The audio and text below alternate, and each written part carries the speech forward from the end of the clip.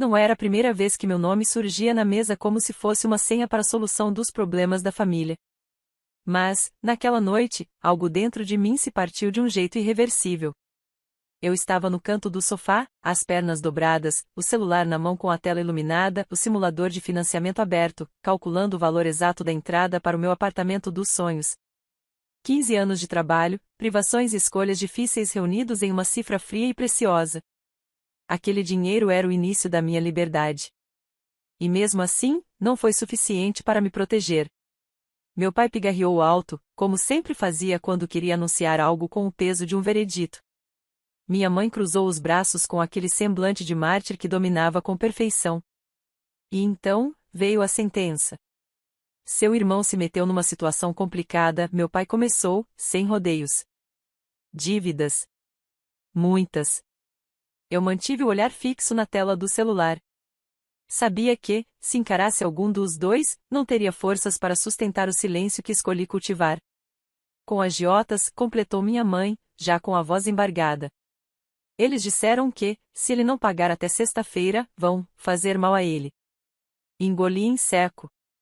Ele é seu irmão. Ela acrescentou, como se isso resumisse tudo, como se o sangue compartilhasse também as responsabilidades e os boletos. Fechei o simulador no celular. O silêncio na sala tornou-se denso, pastoso. Apenas o tic-tac do relógio de parede ousava falar. E o que isso tem a ver comigo? Perguntei, finalmente. Minha voz saiu calma, mas havia uma rigidez no meu maxilar que eu mal conseguia disfarçar. Meu pai bufou, como quem precisa repetir algo óbvio. Você tem aquele dinheiro guardado. O dinheiro do apartamento. Nós sabemos disso. Eu juntei esse dinheiro. Eu abri mão de férias, de roupas novas, de finais de semana, de tudo. Enquanto ele gastava com pôquer, com apostas, com bebida, com... Ele é jovem, comete erros. Minha mãe explodiu, batendo a mão na perna. Mas não merece ser morto por isso. E eu mereço ser punida por ter feito tudo certo. Eles se entreolharam, como se eu fosse a parte racional naquela conversa. Como se o absurdo morasse no meu desejo de finalmente morar sozinha, de ter um canto que fosse só meu e não no fato de um filho irresponsável arrastar a família inteira para o buraco, de novo. Você pode economizar de novo, meu pai disse, com aquele tom de paciência forçada que só usava quando queria manipular. Mas ele precisa de uma rede de segurança. E essa rede é você. O silêncio que se seguiu foi o mais cruel. Naquele instante, eu soube que, se eu me negasse, seria marcada como a filha egoísta. A má. A fria. Aquela que virou as costas para a família. Era um jogo sujo. Um jogo emocional que eles conheciam como a palma da mão. Eu me levantei devagar, os olhos ardiam, mas segurei cada lágrima como se fosse uma faísca prestes a incendiar tudo. Tudo bem, disse. Eu transfiro o dinheiro amanhã. A expressão de alívio que surgiu no rosto dos dois foi quase cômica. Minha mãe veio me abraçar. Senti o perfume adocicado invadir meu nariz e provocar náusea. O toque dela não me confortava mais. Era uma coleira. Obrigada, filha. Você está salvando o seu irmão. Salvando. Como se ele não estivesse há anos sendo amparado por todos enquanto eu engolia cada não, cada renúncia, cada injustiça calada. Naquela noite, deitei na cama olhando para o teto. O ventilador girava lento, mas minha mente fervia. Eu não dormiria. Não podia. Algo em mim gritava. Não era ódio. Era um tipo de cansaço que ultrapassava a fadiga física. Era o cansaço de ser sempre o alicerce da casa, o plano B, o colchão de amortecimento das burradas de todos. Lembrei de cada vez que fui deixada de lado, de cada elogio dado ao meu irmão por ser espontâneo, intenso, jovem. De cada vez que minha mãe suspirou e disse que ele tem um coração tão bom, só precisa de direção. E eu, a filha que não dava trabalho, que pagava as próprias contas, que se virava. Eu era o depósito emocional da culpa deles. E agora, também o financeiro. Mas eu tinha um plano. Fui até o computador. Liguei o notebook com os dedos trêmulos. Abri minhas contas. Depois, abri a deles. Eu cuidava das finanças da família desde que meu pai aposentou e teve dificuldades com a tecnologia. Era filha confiável, afinal. Mal sabiam eles o que fariam com essa confiança. Os valores estavam lá. O dinheiro das poupanças conjuntas, as aplicações em nome da minha mãe, até uma previdência privada que meu pai guardava como tesouro. Em poucas horas, transferi tudo. Tudo que era deles. Não toquei no meu centavo sequer. Fiz as transferências com calma, cada uma delas acompanhada de uma justificativa plausível. Um pagamento aqui, um resgate ali, uma quitação antecipada acolá. Em seguida, fechei tudo. Apaguei rastros, limpei históricos. E, como cereja do bolo, deixei uma única transferência pendente, o valor exato que eu precisaria para a entrada do apartamento. Na manhã seguinte, eles me esperavam na cozinha com o sorriso típico de quem acredita que venceu. O cheiro de café fresco, o som da torradeira e o jornal na mesa criavam um cenário falso de normalidade. Você fez a transferência? Perguntou meu pai. Eu bebi um gole do café que preparei para mim mesma, sem olhar para ninguém. Sim. Agora é com vocês. Eles agradeceram, eufóricos. Minha mãe chegou a dizer que iria ao banco pessoalmente conferir. Eu apenas assenti, com o coração acelerado. Ainda doía, mesmo tendo tomado minha decisão. Porque no fundo, eu só queria ser amada pelo que sou, não usada. 2 horas depois, os gritos começaram. Eu estava no meu quarto, organizando meus documentos para o contrato do apartamento, quando ouvi minha mãe berrar. Alguém roubou nossas contas. Meu pai gritou o nome dela, depois o meu. Desci as escadas com passos calmos. O que aconteceu? Perguntei, com o tom mais neutro que consegui. Meu pai tremia. O celular na mão. A testa úmida. O dinheiro, todo o dinheiro da sua mãe, da minha poupança, da previdência, sumiu. Está tudo zerado. Não pode ser, fingi espanto. Será que foi um golpe? Eles me encararam, como se esperassem que eu resolvesse. Como sempre.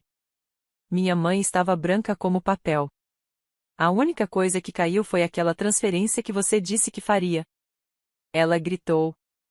Eu respirei fundo, me permiti um segundo de silêncio, depois sorri, pela primeira vez em semanas, talvez meses. Caiu. Mas não da minha conta. O choque foi imediato. Como se uma nuvem de realidade se infiltrasse no teatro deles. Como assim? Vocês queriam que eu ajudasse o meu irmão. Eu ajudei. Usei a rede de segurança que vocês mencionaram. Só que, dessa vez, não foi a minha. Foi a de vocês. Meu pai se aproximou com passos pesados, a veia do pescoço saltada. Você está brincando. Diga que está brincando. Eu juntei cada centavo que tenho por 15 anos. Vocês acham mesmo que eu entregaria tudo assim, de bandeja, por causa de um erro que ele cometeu? Minha mãe gritou meu nome como se fosse um insulto. Meu pai bateu a mão na mesa, fazendo o copo cair e se estilhaçar no chão. Você vai devolver esse dinheiro. Agora. Não vou. E não posso. Já está investido. No meu futuro. No apartamento que vou assinar esta semana. Eles me olharam como se eu fosse um monstro. Mas eu não me importava mais com o que viam. Porque, finalmente, vi quem eu era de verdade, uma mulher que disse não. E isso, para eles, era imperdoável. Quando fechei a porta do meu quarto naquela tarde, o silêncio que me envolveu foi quase sagrado.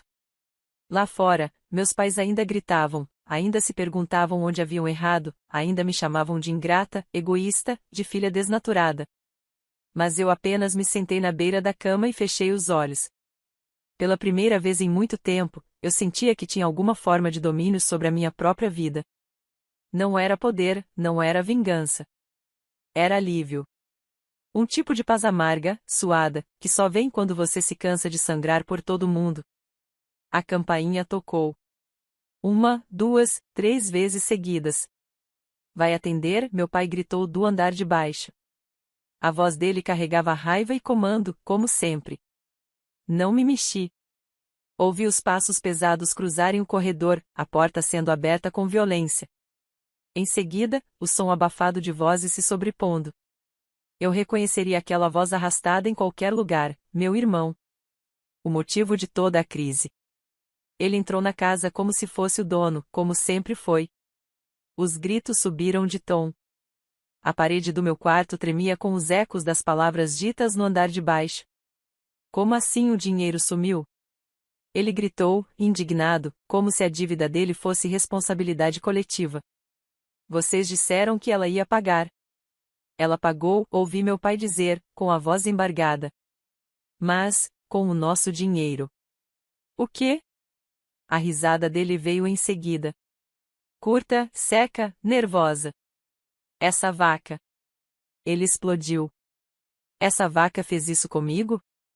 Com a gente. A palavra me atravessou como uma lâmina. Mas não deixei que sangrasse. Levantei-me com calma. Abri a porta do quarto. Desci os degraus com passos firmes. Todos pararam quando me viram. Meu irmão estava suado, os cabelos desgrenhados, os olhos arregalados como se estivesse no meio de uma crise. Minha mãe chorava num canto, exageradamente, como sempre fazia para atrair compaixão. Meu pai suava frio. Todos me olhavam como se eu fosse a culpada por tudo. Eu não disse nada. Apenas caminhei até o sofá, me sentei e encarei meu irmão nos olhos. Então é isso? Ele disse, dando um passo em minha direção. Você virou a porca egoísta da família? É isso agora? Você deve mais de 50 mil reais para agiotas, eu disse, pausadamente. Dinheiro que jogou fora em noitadas e apostas. Eu cansei de bancar os seus erros. Ele deu uma risada nervosa, esfregando as mãos no rosto. Eu sou seu irmão. Sangue do seu sangue. E você vai me deixar morrer? Talvez seja essa a diferença entre nós dois, respondi. Você se acostumou a ser salvo. Eu me acostumei a não ter ninguém por mim. E, ainda assim, sobrevivi. Ele ficou imóvel por um instante. Depois avançou 2 passos, apontando o dedo na minha cara. Você é uma filha ingrata. Vai deixar nossos pais falirem por minha causa? Não. Eles vão colher as consequências de sempre proteger quem nunca aprendeu a crescer. Aquela foi a gota. Ele gritou algo ininteligível e atirou o controle da televisão contra a parede. Minha mãe se jogou no chão, soluçando. Meu pai gritou com ele, mas não fez menção de tocá-lo. Eu permaneci sentada. Inabalável por fora. Mas por dentro, uma parte de mim se quebrou de novo. Porque, apesar de tudo, aquilo ainda era minha família. No fim da noite, meu pai bateu na porta do meu quarto. Não esperei que ele pedisse licença. Avisa se você vai mesmo sair, ele disse. Porque a partir de hoje, não conte mais com a gente pra nada. Sorri de leve. Engraçado. Eu nunca contei. Ele me olhou como se visse outra pessoa. E talvez visse mesmo. Porque naquele instante, eu não era mais a filha maleável, moldada por culpa. Eu era uma mulher que tinha aprendido o próprio valor do pior jeito possível. Nos dias seguintes, a guerra silenciosa virou declarada. Ninguém me dirigia a palavra. Eu acordava, tomava café sozinha, saía para o trabalho ignorada. A tensão enchia os cômodos como gás inflamável, pronto para qualquer faísca. Meu irmão desapareceu por um tempo. Talvez estivesse tentando negociar, talvez estivesse escondido. Não me importava. Não mais. Fui à imobiliária. Assinei o contrato. Peguei as chaves. Entrei no apartamento vazio com os olhos marejados. Encostei a porta atrás de mim e chorei. Chorei com raiva. Com alívio. Com dor. Com liberdade. Os primeiros dias sozinha foram silenciosos. Nenhum som além do vento batendo nas janelas, das gotas do chuveiro e do barulho dos meus próprios pensamentos, finalmente em paz. Até que, na sexta-feira à noite, o interfone tocou. Olhei para o visor, desconhecido. Atendi. Você é a irmã do fulano? A voz era grave, seca. Quem fala? Ele nos deve uma quantia. E desapareceu. Agora a responsabilidade é da família. E você foi mencionada. O coração gelou. Não por medo, mas por raiva. Eu não sou responsável pelos erros do meu irmão. Ele falou que você pagaria. Disse que sempre paga. Ele mentiu, eu disse, e desliguei. Na manhã seguinte, encontrei o vidro do carro trincado. Um aviso no para-brisa, última chance. Fotografei. Fui à delegacia. Registrei boletim. Mandei mensagem para o meu pai. Uma linha seca. O seu filho está colocando a minha vida em risco. Se algo me acontecer, o processo será contra todos vocês. Nenhuma resposta. Mas na noite seguinte, meu telefone tocou. Era minha mãe. Filha, a voz veio doce, quase carinhosa. Podemos conversar? Não. Respondi. Não mais. E desliguei. Porque agora eu sabia, o maior perigo não eram os agiotas, nem os desconhecidos. Era quem dizia me amar enquanto me oferecia em sacrifício sempre que precisavam de um bode expiatório. E eu não seria mais a oferenda. O que começou como silêncio se transformou em veneno. Primeiro, foi uma vizinha da rua onde cresci que me enviou uma mensagem atravessada: sua mãe está desolada, você não precisava ter feito isso com ela. Depois, uma colega de trabalho me chamou de canto para perguntar se era verdade que eu roubei o próprio pai. E então, na manhã seguinte, meu nome apareceu em uma publicação pública feita por ninguém menos que minha tia, a irmã da minha mãe, aquela que me dava sabonetes vencidos de presente de Natal. A ingratidão tem nome e endereço. Quando os pais criam uma cobra, precisam aceitar o bote. Milhares de curtidas. Comentários inflamados. Gente que nem me conhecia opinando, como se a vida alheia fosse um entretenimento gratuito. Meu irmão havia sumido, mas sua sujeira agora escorria até mim, como se eu fosse o pano usado para limpar o chão. Naquela tarde, meu celular tocou sem parar. Mensagens de colegas, conhecidos, ex-namorados, ex-professores. Um me perguntou se eu estava mesmo processando os próprios pais. Outro disse que torcia para eu encontrar paz, o que, em linguagem social, significa: você virou o escândalo do momento. Meus pais haviam espalhado a versão deles como um vírus. Segundo o novo roteiro, eu havia hackeado as contas da família. Disse que o dinheiro era meu e que eles me deviam por não terem me dado o mesmo que davam ao meu irmão. Inventaram que eu os expulsara de casa e que estava exigindo pensão para reparar traumas de infância. Uma narrativa mentirosa, mas cuidadosamente construída para me transformar em vilã. E o pior: funcionou. Fui chamada para uma reunião de emergência na empresa. O diretor de RH, com a delicadeza de um rinoceronte, me perguntou se aquilo estava afetando o ambiente profissional. A verdade era que eu estava sendo vítima, mas o mundo prefere atacar a mulher que se levanta do que o homem que arrasta todos para o fundo. Saí da empresa com o estômago virado. Passei em frente à antiga casa dos meus pais, só por impulso. E lá estavam eles, no portão, conversando com vizinhos, gesticulando, encenando. Minha mãe chorava em público agora, e isso sempre rendia atenção. Meu pai exibia um envelope, provavelmente os extratos bancários, como se fossem provas de um crime. Parei o carro à distância. Não desci. Não falei com ninguém. Apenas assisti à encenação com olhos secos. Eles queriam que eu fosse a vilã. Eu seria. Mas não a vilã fraca que eles estavam tentando pintar. Seria a vilã que guarda recibos. Que espera. Que não grita, mas age. Voltei para casa. Fechei as janelas. E recomecei meu plano. A primeira coisa que fiz foi reunir todas as provas, as transferências bancárias, os prints das mensagens em que minha mãe me pedia explicitamente para usar o dinheiro do apartamento para salvar seu irmão, os registros da delegacia, o aviso deixado no meu carro, o vidro trincado. A segunda coisa foi mudar minhas senhas, cortar qualquer laço bancário com eles e avisar ao banco para desconsiderar qualquer tentativa de movimentação suspeita em meu nome. A terceira coisa, e mais difícil, fui à casa da minha antiga chefe, a única pessoa que eu sabia que era decente e tinha influência na empresa, e contei tudo. Cada detalhe. Cada palavra. Mostrei os documentos. Ela me ouviu em silêncio.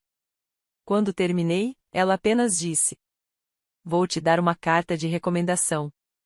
Mas você sabe que, nesse momento, você virou alvo." Assenti. E ela acrescentou: "Alvo sangra. Mas também mira." Na semana seguinte, pedi demissão. Não por medo, mas por estratégia. Com minha reputação manchada, eu seria sabotada dia após dia. E eu não precisava disso. Já havia sangrado o suficiente. Aceitei o pacote de rescisão, juntei minhas reservas e sumi. Literalmente. Apaguei minhas redes sociais. Mudei o número do celular. Fui morar temporariamente em outro estado, um lugar pequeno, sem conexões com ninguém. Trabalhei de casa por um tempo, como freelancer, enquanto montava minha próxima jogada. De longe, continuei observando tudo. Soube que meu irmão reapareceu para cobrar meus pais. Dizem que ele quebrou a porta da sala num acesso de raiva. Um vizinho contou que ouviu gritos como "vocês prometeram, e ela tem que pagar." Depois disso, sumiu de novo. Meus pais ficaram em pânico. Entraram com uma queixa na delegacia, como se fossem vítimas. Mas esqueceram que também estavam sendo observados. Sabe aquele processo de previdência privada que meu pai ocultava? Eu descobri que ele usava o nome do meu irmão como beneficiário. E descobri mais, que ele tentava transferir esse valor para uma nova conta, depois do sumiço do dinheiro anterior. Registrei tudo. Salvei todos os e-mails. Comprovei que eles estavam tentando lavar dinheiro em nome de um filho inadimplente, já ameaçado por agiotas. Enviei a documentação para o órgão competente. 3 semanas depois, uma investigação foi aberta. E meus pais foram chamados para prestar depoimento. Eles tentaram me culpar. Tentaram jogar meu nome como isca de novo. Mas, desta vez, não funcionou. Eu tinha provas demais. Advogados bons. E nenhuma vontade de recuar. Então, começaram as ligações. Minha mãe, primeiro. "Filha, pelo amor de Deus, não faça isso com a gente." Depois, meu pai. "Podemos resolver em família. Não precisa virar guerra." Mas já era guerra. E quem começou foram eles. Agora, era minha vez de terminar. Faltava pouco. Eu sabia que eles iriam tentar me processar por difamação, por roubo, por o que conseguissem. Mas também sabia que não tinham mais provas, porque a verdade não estava do lado deles. Comecei a gravar tudo. Cada ligação. Cada mensagem. Cada tentativa de chantagem emocional disfarçada de pedido de perdão. E foi quando recebi um convite. Um evento local. Uma cerimônia de premiação de talentos femininos empreendedores. Meu nome estava entre as homenageadas, graças ao meu trabalho como desenvolvedora de projetos sociais no tempo livre. Ironia? Talvez. Mas eu aceitei. Compareci ao evento com um vestido vermelho, batom escuro e o que nunca tive antes, expressão de quem sabe exatamente o que faz. Minha mãe estava lá. Sim. Ela foi. Não por orgulho. Mas para se mostrar. Para tentar roubar o mérito. Quando me aproximei do palco, ela tentou me abraçar. "Filha, estou tão feliz por você." Afastei-a com um gesto firme. Sorri para as câmeras. Falei ao microfone. "Quero agradecer a única coisa que me ensinou sobre independência, o abandono disfarçado de amor. A manipulação vendida como preocupação. A exigência camuflada de ajuda. Foi isso que me fortaleceu. Foi isso que me tornou quem sou. Obrigada." A sala ficou em silêncio. Minha mãe empalideceu. E eu? Desci do palco com a cabeça erguida. Porque, ali, naquele instante, quem me humilhou foi exposto. E eu? Eu não precisava mais de plateia. Minha história agora era minha. E de mais ninguém. A notificação apareceu na tela do meu celular numa manhã cinzenta de segunda-feira. Era um e-mail com o título: "Intimação judicial, urgente." Abri com as mãos frias, ainda de pijama, o café esfriando na mesa. Senhor, está sendo processado, por furto qualificado, estelionato e danos morais. Fechei os olhos. Respirei fundo. Não por medo, mas por decepção. Mais uma vez, meus pais haviam descido mais um degrau, como se não houvesse fundo naquele poço. Eles me acusavam de roubo, de fraude, de ter tirado tudo deles, como se eu não tivesse sido forçada, manipulada, encurralada. Como se tudo não tivesse começado pelo silêncio cúmplice que eles ofereceram ao meu irmão durante anos. Eles não queriam justiça. Queriam vingança. Queriam me ver desmoralizada. De novo. Meus advogados já estavam preparados. Havíamos reunido cada documento, cada prova, cada conversa gravada com o consentimento legal.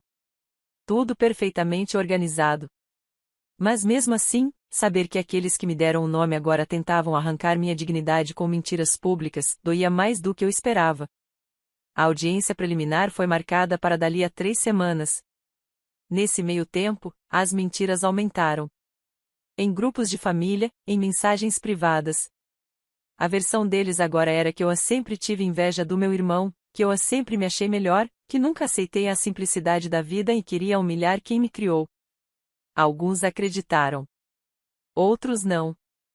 Mas a verdade é que isso pouco importava. Eles não queriam justiça, queriam espetáculo. Só esqueceram de uma coisa: eu havia estudado os movimentos deles a vida inteira. E desta vez, quem preparou o palco fui eu. Na semana anterior à audiência, enviei um convite personalizado para cada um dos familiares que os defendia com unhas e dentes. O envelope vinha com letras elegantes e uma frase intrigante: algumas verdades são silenciosas até que o microfone esteja ligado. A cerimônia era fictícia. O local, real, um pequeno salão de eventos que aluguei com o único propósito de exibir o que eu havia guardado por meses. Registros bancários, áudios, e-mails, extratos, provas assinadas de que as contas de onde saíram os valores eram de titularidade dos meus próprios pais. Todos sabiam. Todos autorizaram. Todos participaram. Eu havia criado um mural com datas, telas impressas, até um projetor com slides explicativos. O nome do evento? Memória Seletiva, uma exposição em 3 atos. Sim. Era teatral. Mas eles me obrigaram a isso. A fazer barulho. A devolver na mesma moeda. Aos poucos, os convidados foram chegando, sem saber exatamente o que esperar. Tias, primos, vizinhos fofoqueiros, antigos amigos da família. A maioria por curiosidade, outros por pena, poucos por apoio real. Meus pais chegaram por último. Minha mãe com um chale nos ombros e expressão de viúva de guerra. Meu pai com a postura tensa, os olhos girando pelo ambiente, como quem procura câmeras escondidas. O que é isso? Ele perguntou assim que cruzou a porta. Um presente, respondi. Para que ninguém precise mais ouvir uma versão distorcida. E então, liguei o microfone. A primeira gravação era da minha mãe, me dizendo: você pode economizar de novo. Ele merece uma rede de segurança.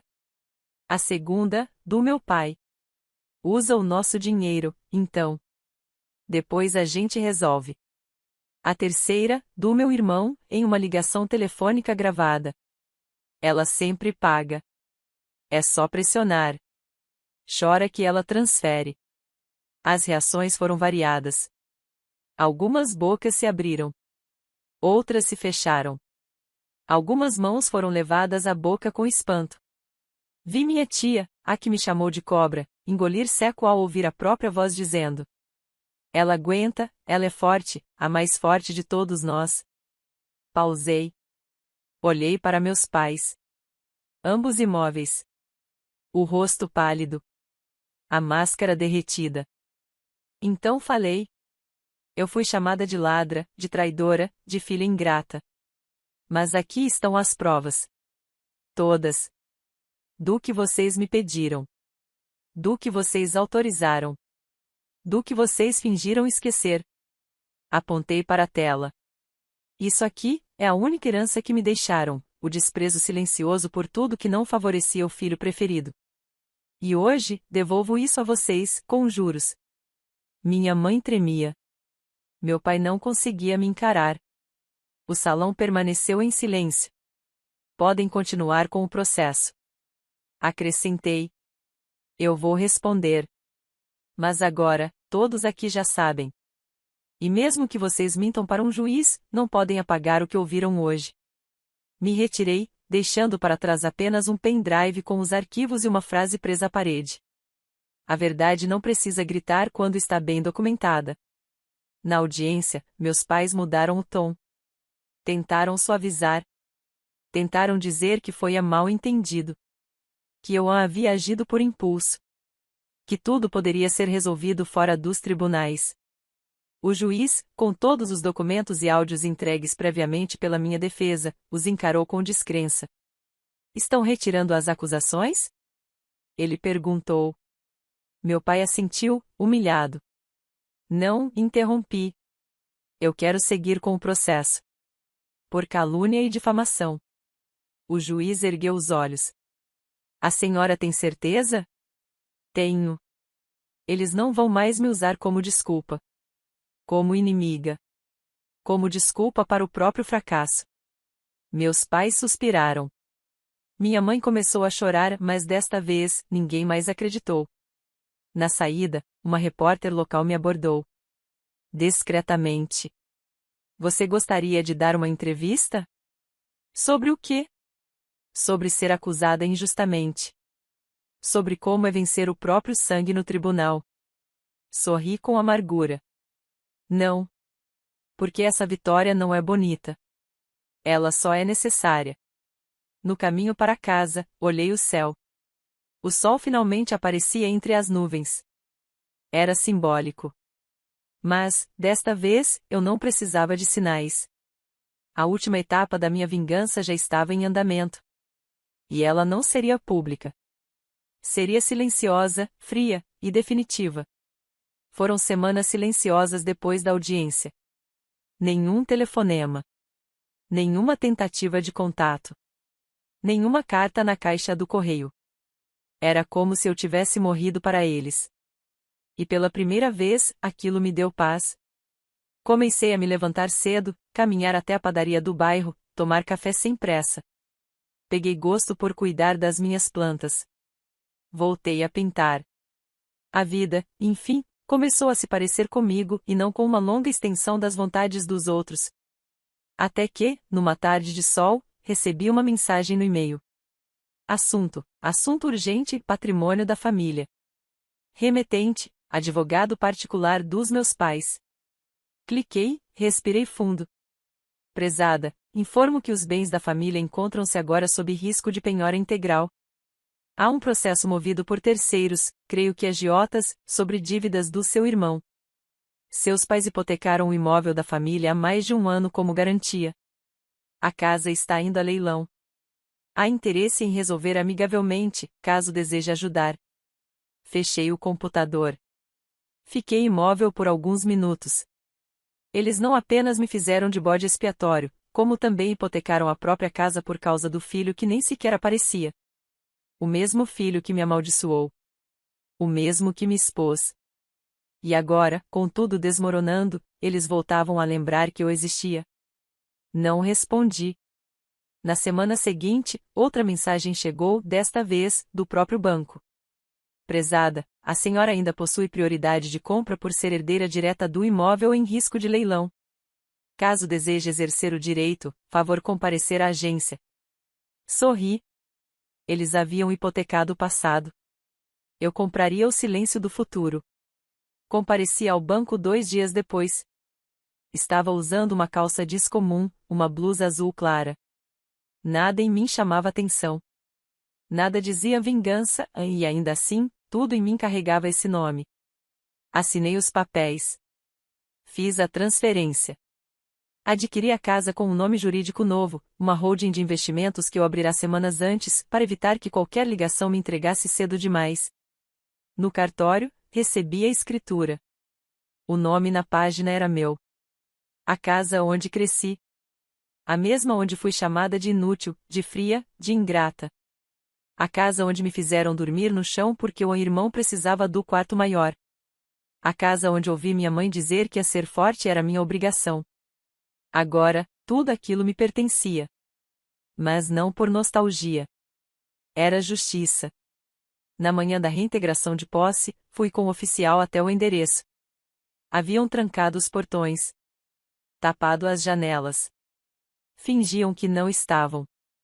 Mas o carro do meu pai estava lá, parado, como sempre esteve, com a traseira encostada no portão como se isso impedisse a verdade de entrar. O oficial bateu. Reintegração de posse.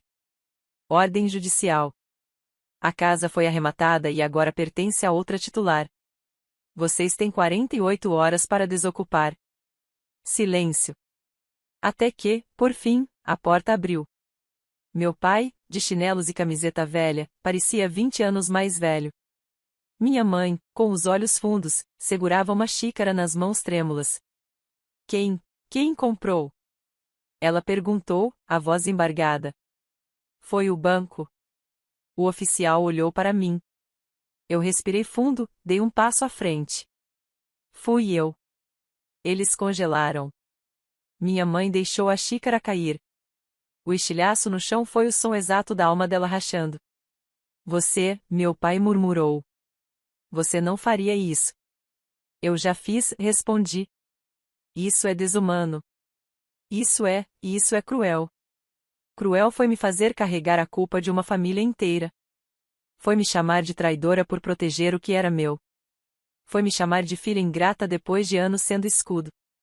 Isso aqui? Isso é só consequência. Eles quiseram argumentar, implorar. Mas eu entreguei um envelope. Dentro estão os termos. Vocês têm 2 dias para desocupar. Não aceito negociação. Não aceito parcelamento. Não aceito drama. E para onde vamos? Minha mãe sussurrou. Para onde o filho de vocês achar justo. Afinal, ele sempre foi prioridade, não? Meu pai se sentou no degrau da varanda. Chorou em silêncio. Não me comoveu. Não mais. 2 dias depois, voltei com o oficial. A casa estava vazia. Suja. Mas vazia. Na sala, encontrei apenas uma caixa esquecida. Dentro, havia um porta-retratos antigo com uma foto minha aos 17 anos, usando o uniforme da escola, sorrindo com um troféu na mão. Atrás, escrito à caneta, ela sempre foi a mais forte. Ri. E queimei a foto ali mesmo, no quintal.